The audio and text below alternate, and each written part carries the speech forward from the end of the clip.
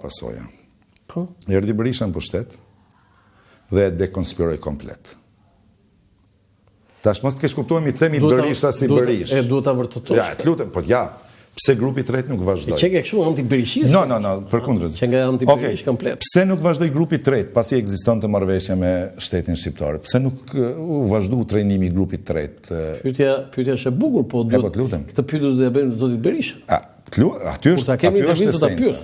Të lutem. Do ta pyes patjetër, të premtoj. Ta jap edhe një argument vogël se s'do ta çorientojmë biseden.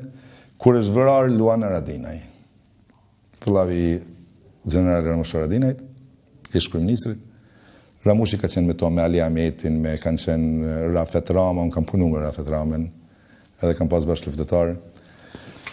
Pse është varros Luana Radinin në aborrin privat të një qytetarit të Vlanës?